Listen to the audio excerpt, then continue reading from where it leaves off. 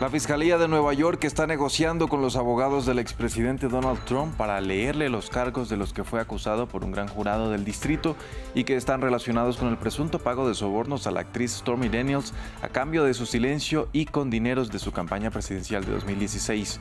Trump advirtió que no podrá tener un juicio justo.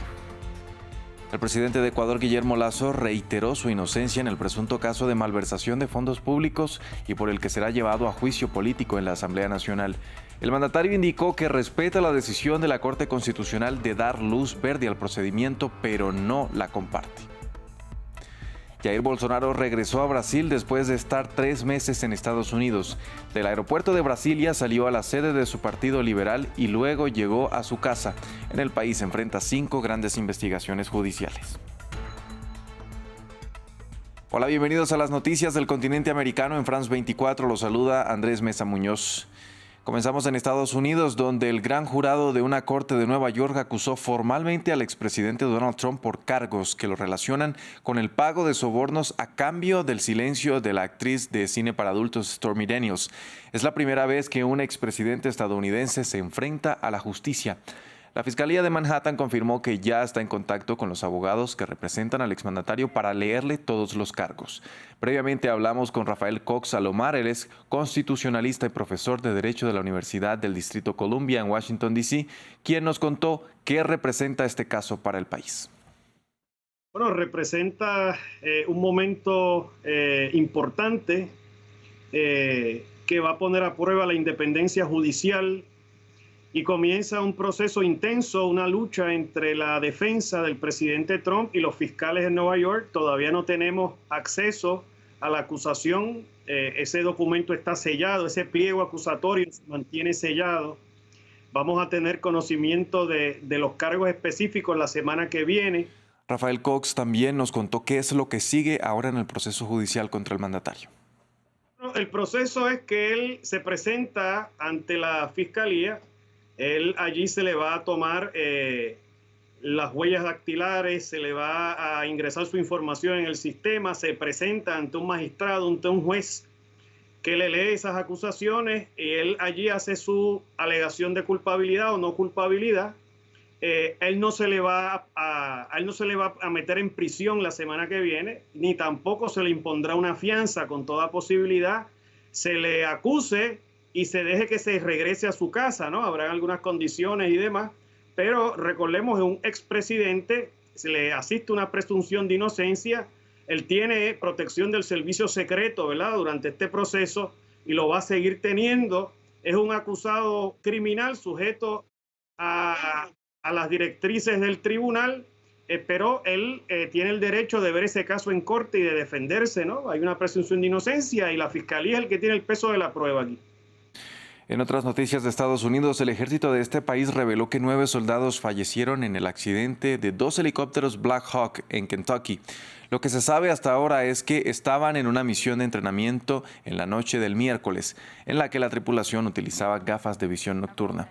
Luego las aeronaves se estrellaron en un campo en el condado de Trigg. Ya retiraron las computadoras de los helicópteros para analizar los datos y saber con precisión qué pasó. Lo que sí se conoce es que ha sido uno de los accidentes de entrenamiento militares más mortíferos que ha habido en Estados Unidos en los últimos años. En Ecuador, el presidente Guillermo Lasso se refirió por primera vez al juicio político en su contra desde que la Corte Constitucional dio luz verde para que la Asamblea Nacional lleve a cabo este procedimiento.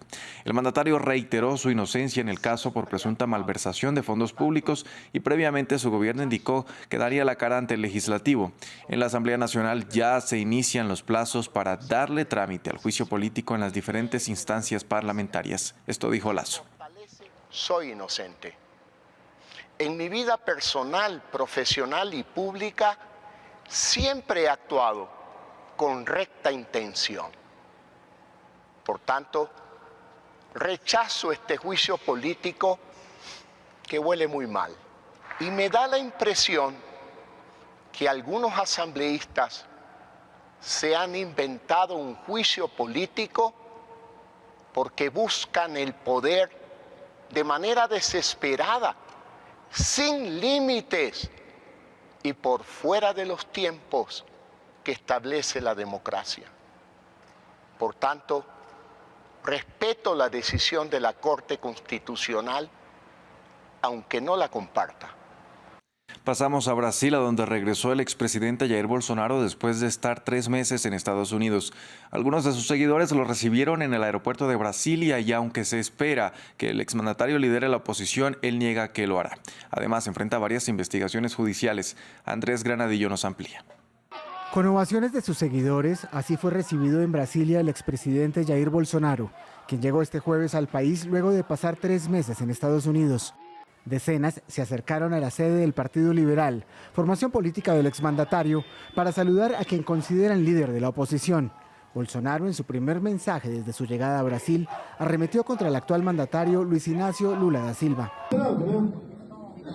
Mostrarle a estas personas que por el momento y por el corto tiempo que él ha estado en el poder, él no podrá hacer lo que quiera en el futuro con nuestro país. Nosotros somos prácticamente el 20% de los asientos en el Congreso, además de otros compañeros que están acá de otros partidos. Es un gran honor haber regresado. El Partido Liberal de Bolsonaro tiene la bancada más grande en la Cámara y la segunda en el Senado tras las últimas elecciones. Pero a pesar de su fuerza política, Bolsonaro tiene que enfrentar varios problemas legales, entre los que están la supuesta protección a miembros de su familia de acusaciones de corrupción, el difundir desinformación sobre el COVID-19. También se le acusa de difundir desinformación sobre el sistema de voto electrónico de Brasil, así como de filtrar información clasificada. Y por último, pero no por ello menos importante, se le acusa de incitar a la revuelta a sus partidarios, que invadieron el Palacio Presidencial, el Congreso y el Tribunal Supremo tras su derrota electoral.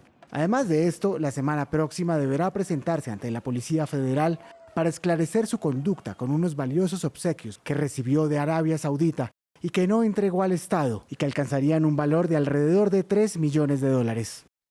En México, al menos 5 personas fueron arrestadas por estar presuntamente involucradas en la muerte de 39 migrantes en un centro de detención en Ciudad Juárez, en el estado de Chihuahua. Las autoridades mexicanas emitieron 6 órdenes de arresto contra 3 agentes de migración, 2 agentes de seguridad privada y una persona que aparentemente sería quien inició el incendio en el interior del recinto, que terminó con la vida de los migrantes, la mayoría de ellos guatemaltecos y venezolanos. A lo largo igual de que vayamos desarrollando las investigaciones, vamos a ver la comisión de otros posibles delitos que tienen que ver también con el delito de abuso de autoridad, probablemente, o incluso malos tratos. Vamos a actuar siempre con transparencia, no vamos a ocultar ningún hecho y no vamos a proteger a ninguna persona. La investigación será transparente para dar justicia a las personas. Hay expectativa en Guatemala por la visita de la presidenta de Taiwán, Tsai Ing-wen, quien antes hizo una escala en Estados Unidos y provocó la ira de China ante los temores de que la mandataria pueda reunirse con el líder de la Cámara de Representantes. Sin embargo, Washington ha insistido a Beijing en que no hay nada de qué preocuparse, ya que no se trata de una visita oficial. Desde la ciudad de Antigua, nuestro corresponsal para Centroamérica, Andrés Suárez Jaramillo, nos contó cuál será la agenda de Tsai Ing-wen en esta región del continente. Para este viernes 31 de marzo se espera que el propio canciller Mario Búcaro reciba a las 2 de la tarde hora local en el aeropuerto de la Fuerza Aérea de Guatemala la delegación de Taiwán y de allí se dirigirán directamente al Palacio Nacional, donde la presidenta de Taiwán se reunirá a puerta cerrada con el presidente Alejandro Yamatei. Esto previamente después de haberle rendido honores. Nosotros como medios de comunicación conoceremos lo que ellos dos habrán conversado en la noche, 7:30 hora local, que se espera en esa declaración conjunta de los dos mandatarios que hablen de acuerdos de cooperación y de inversión.